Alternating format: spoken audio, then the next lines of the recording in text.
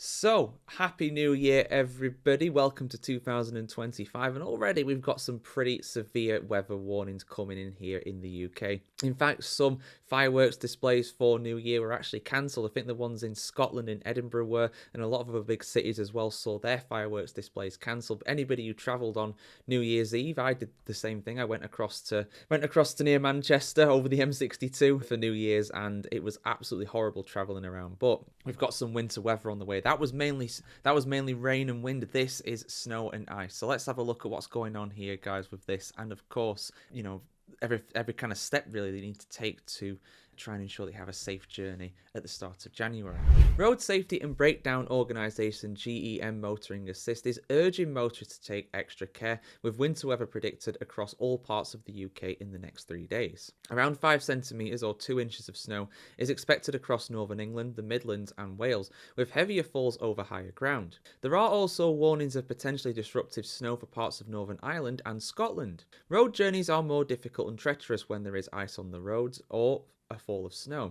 GEM is encouraging drivers to plan ahead and be ready to postpone journeys if necessary. This avoids the risk of getting stuck or breaking down, and it helps reduce the pressure on the emergency services and breakdown providers who are likely to be at full stretch in winter weather, says GEM. For anyone who does have to travel though, GEM offers some simple safety tips to try and stay safe during the winter weather period. First of all, you need to ensure that your car is properly equipped for the likely conditions.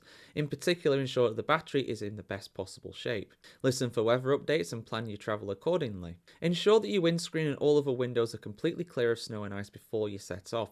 Give your lights and number plate a good wipe as well, and of course make sure that your front window is defogged as well the other windows as well. That takes a lot of time. Stick it on full whack in terms of the highest setting for your internal air system, basically the fans in the inside of your car. That's something that takes a long time, particularly if you have an older car. My old Hyundai used to take an absolute age to do that. It used to take about 10-20 minutes, and when it used to snow it was annoying, but you have to make sure it's clear before setting off. Whatever you do, don't wipe the inside of your windscreen. That is going to cause you a lot of pain down the line when it comes to dirt on there as well. Prepare a set essential of items to take with you, including a shovel, fully charged mobile phone, torch, ice scraper, food, water, jump leads, first aid kit, warm clothes, and a supply of gravel or sand to assist with grip if your wheels are spinning.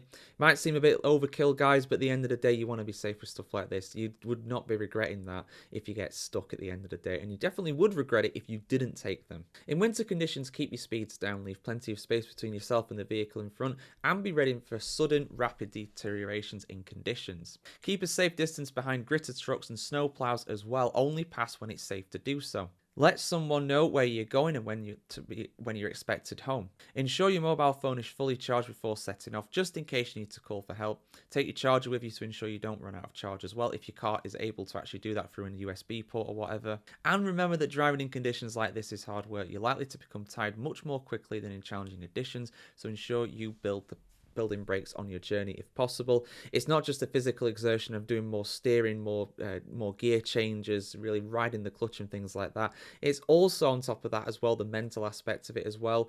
Even if you physically feel kind of similar, the mental drainage you'll get from a long journey will be much higher because you'll be concentrating much more on your surroundings, as you should be in those conditions. GEM's head of road safety, James Luckhurst, has said the following on this as well. It makes sense to postpone a journey if possible. Agree to reschedule a meeting or visit if it's not vital. In that way, you're avoiding a lot of potential trouble for yourself and other people as well, and ensuring that you won't be putting additional strain on emergency and recovery crews as well. Ensuring that you and your car are properly prepared for winter can make a big difference towards keeping you safe on the road. So yeah, there you go, guys. Some top tips to try and stay safe during winter weather. It's very difficult driving in these conditions. The safest way, of course, is to not drive if it's very bad. I've been caught literally lower down my neighborhood sometimes, and it could have been a lot worse had it been further away. The easiest thing to do is to not travel unless you absolutely have to before winter weather comes in. I mean, if you live somewhere like me on the top of a hill, basically, on